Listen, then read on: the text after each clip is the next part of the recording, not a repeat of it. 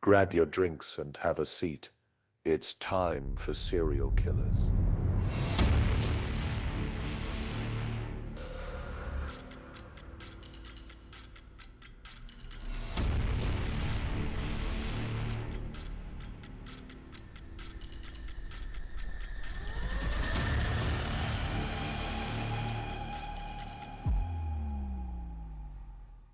Hello. Hello. We're here. Yes, we are. I'm T, And I am Jay. and we're here to tell you about serial Serial killers. If you are new here, that's all we talk about is serial killers, and sometimes our stories are terrible, like today. Oh, So if you're not somebody who wants to listen to terrible stories about serial killers, that's okay. Now, We don't mind. classify what terrible is. Like, our storytelling ability is terrible, or the person themselves is very terrible. The person themselves is terrible. All right. Just, I don't just find clarify. myself to be a terrible storyteller personally. No, not at all. No, just sometimes we don't have a whole lot of background on certain serial killers and whatnot, but I just wanted to clarify what he's makes like a this terrible person. Okay. This story is actually going to come with a trigger warning. Ooh. But we're jumping ahead. We don't normally jump right into it like that. We normally have a little bit of stuff we want to address or talk about in the beginning. So we are going to talk about a couple of things. Number one, I feel like I'm yelling, and it's because my voice is strained, like literally strained. It feels like I'm having to push out more air or something through my vocal cords. But I think it's because same reason why my son lost his voice is we had a graduation party yesterday and we talked a lot, and I was doing a video this morning and I had to retake it like 5 times because my voice kept cutting out. So that's probably going to happen while we're doing this, and it's okay. I still think the story's good. Second thing, we're going to talk about, what are we drinking? Well, because of where we live, it is abnormally hot right now compared to what it has been. So there's a little bit of sunburning going on and heat exhaustion. So I'm drinking water because I need it. It's pretty boring, but at the same time, I need it. I am also drinking water because you are correct. It's like really hot here, and that's not in the norm. And we went from having like 60-degree weather to 93, 95 for the next 2 days. And the graduation we attended yesterday was outdoors, and it was hotter than shit. Yes, it was. We all got sunburned. It was not a good time. And we were like in the sun. We were directly in the sun. And if you ever knew me in real life, I am a fair-skinned lady. I come from a background of redheaded family. My hair is brown but has those red tints. And oh man, do I have that fair skin that like hates the sun, always burnt. And I could be outside for 10 minutes and I'm burnt. And I do not. Yes, you do not. And I burn. I mean, you do, but then it turns immediately into a tan. Yeah. So good for you.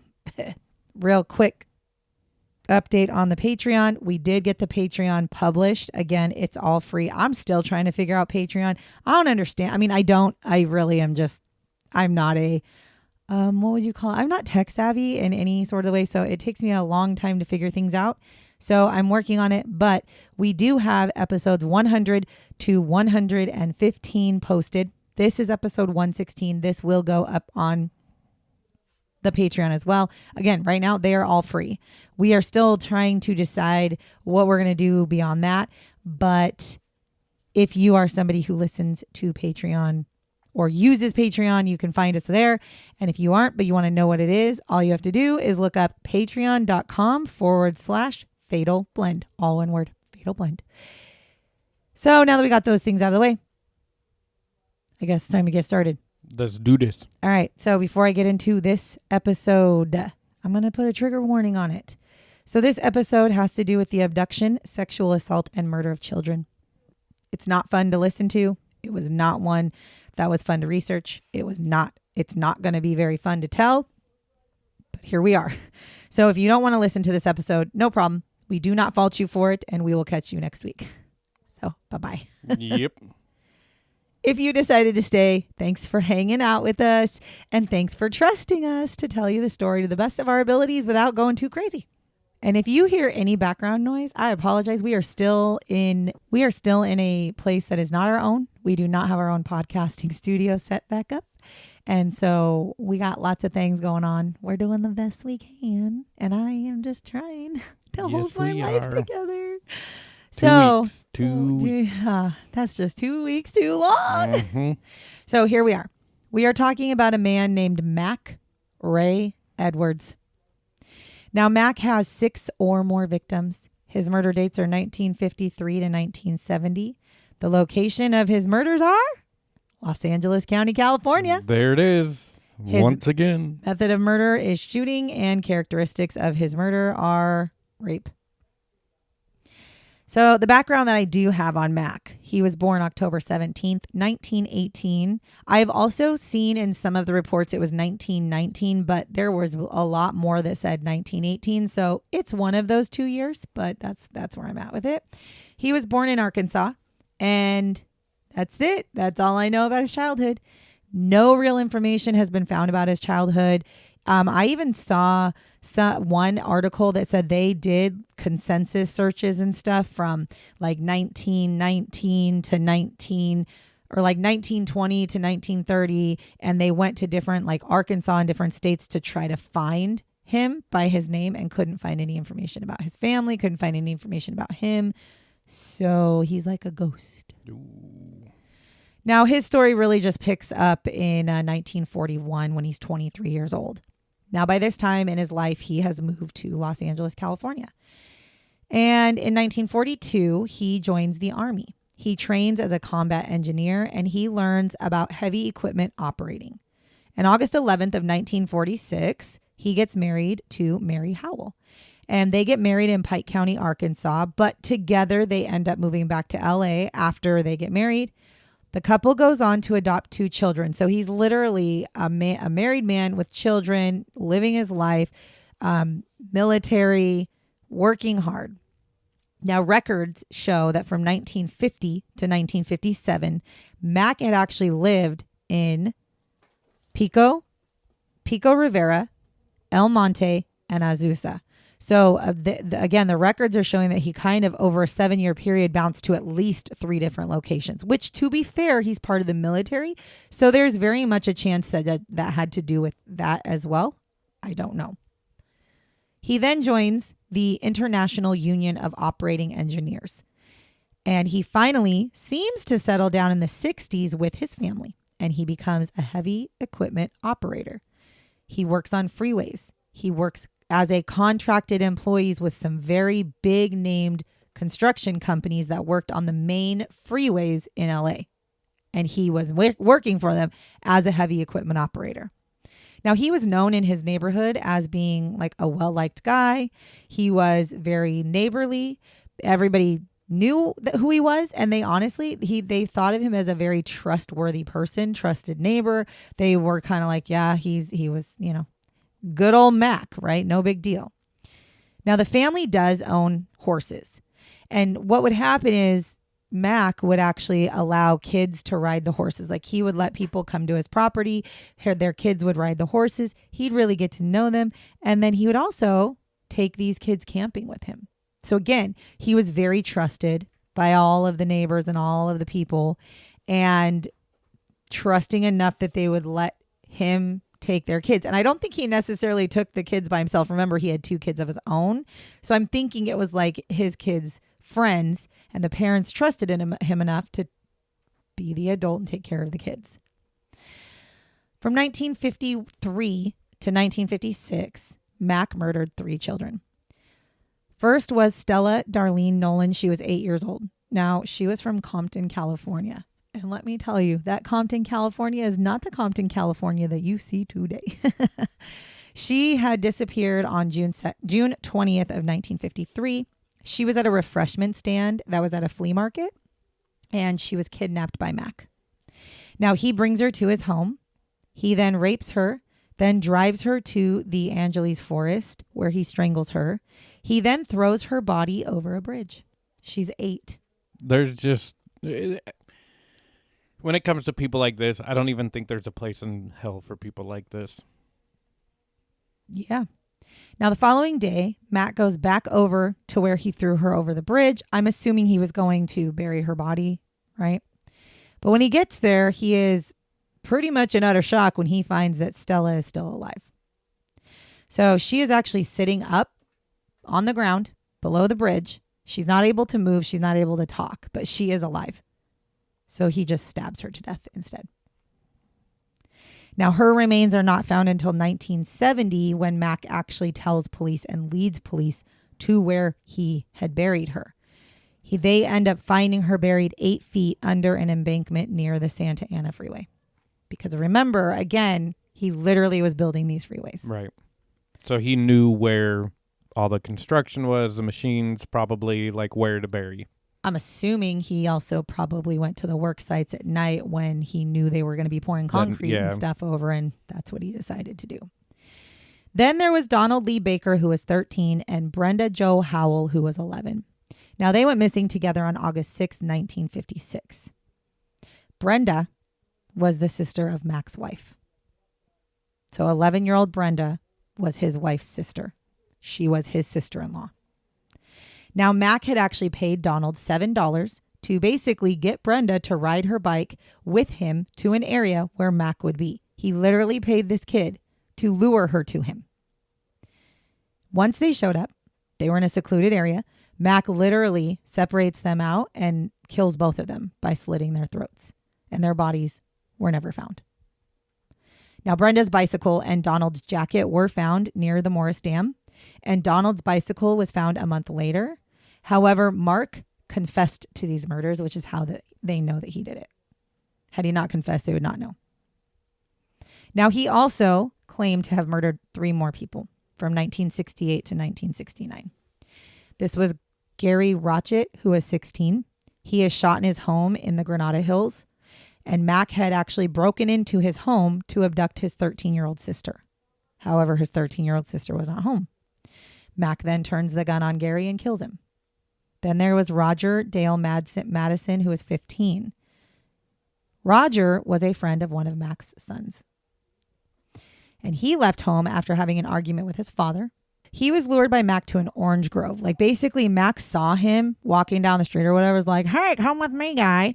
And he knew him, right? He knew him as his friend's dad. And so he brings him into this orange grove. And there he ends up tying him up, stabbing him, and buried him under Route 23 in Thousand Oaks. Ooh, I've been to Thousand Now, Oaks. his remains have never actually been found, but that is where he buried him. Then there was Donald Allen Todd, who was 13. Now, he was abducted by Mack after he left school one day because he had been suspended for fighting with another kid, and he got sent home early. So him and the kid got into a fight. The principal basically booted them both out of school. So Donald heads out going home. He is kidnapped by Mack. He is molested by Mack, and then he is shot with a .22 caliber handgun. Now, his body is found by 2 children under a bridge about 1.5 miles from his home. Now, in 1970, Mack and an unnamed 15-year-old accomplice entered into the home of Edgar Cohen. The whole purpose of going into Edgar Cohen's home is that Mack wants to kidnap his 3 daughters. They are sisters. So they go in, these 2. So Mack and his 15-year-old accomplice go in. They kidnap the 3 girls, take them.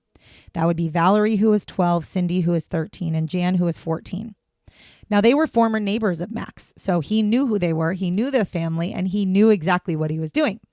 They force the girls to write a note to their parents before they leave that basically tells their parents that they're running away from home. Then they take the girls and they take them to a remote area in the Angeles Forest, National Forest.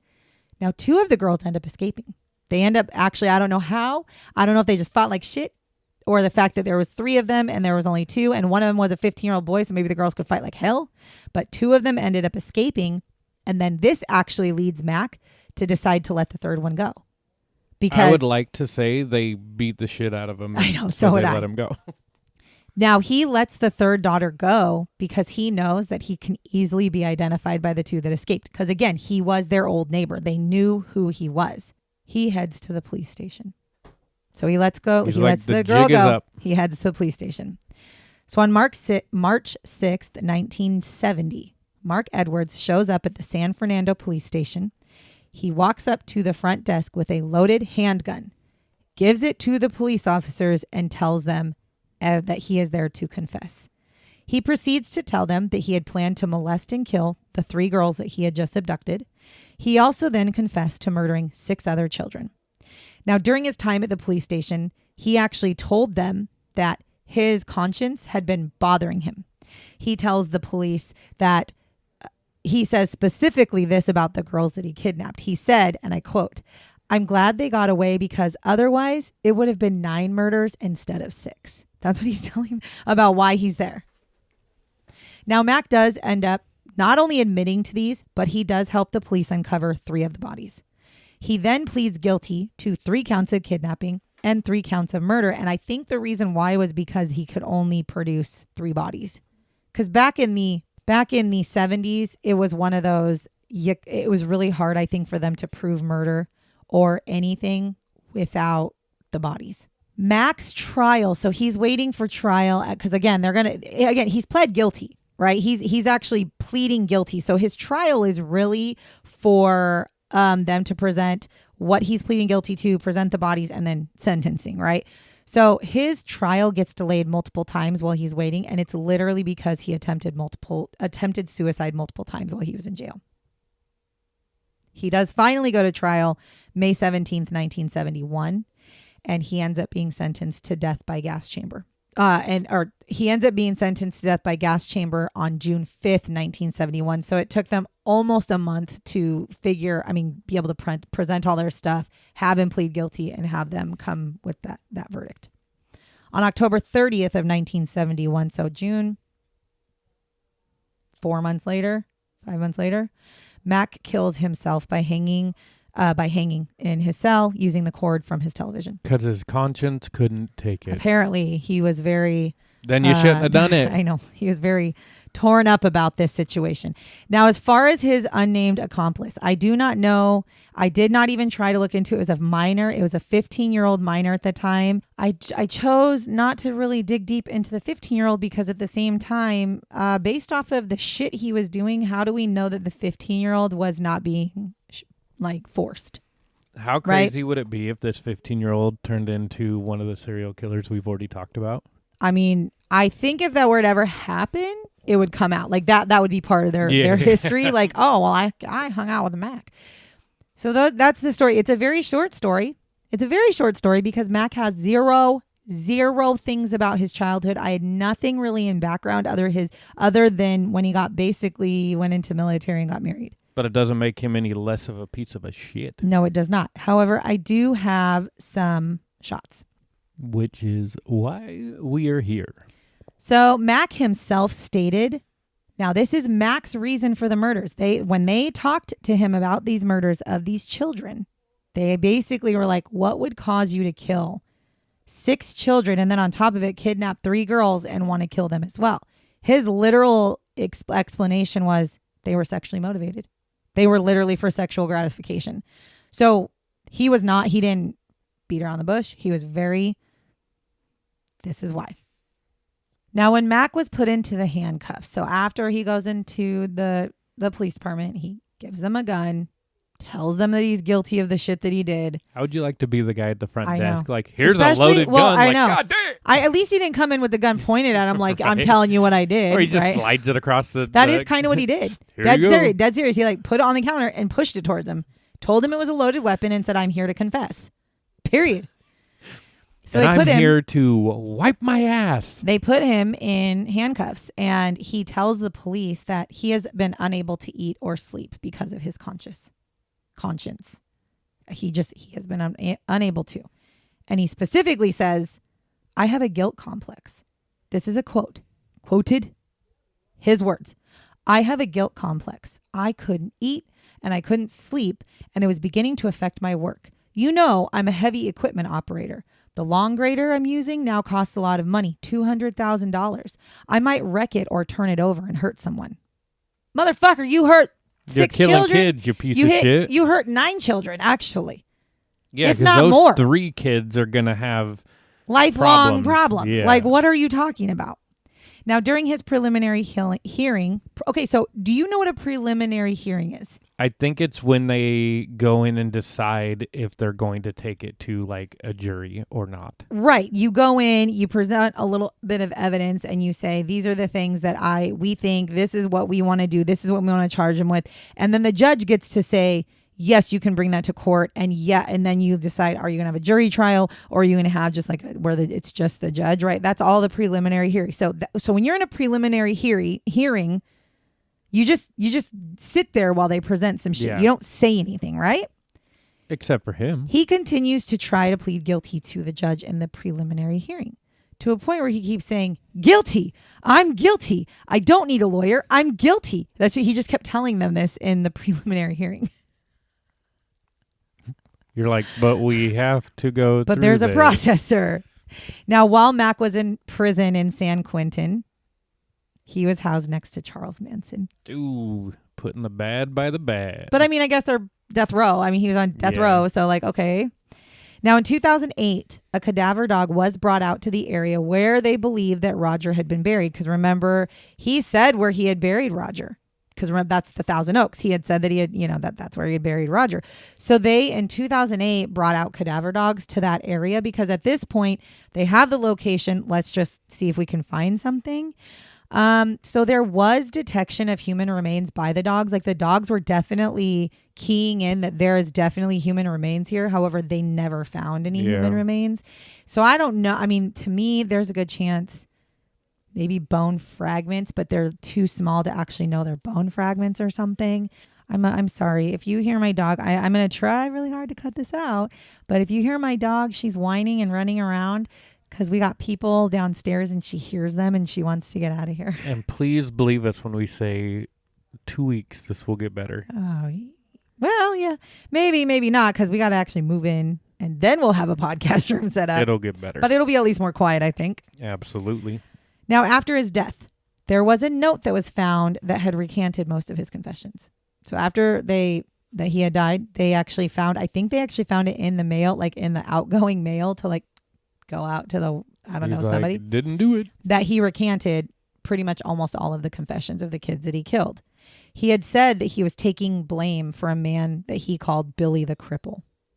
However, the police department went on a whole thing and they deemed this to be absolutely not true. He absolutely was still the one that was responsible for the murders. So in March of 2007, Mack was being investigated as a possible suspect for the disappearance of Thomas Bowman, who was 8 years old. He went missing in 1957.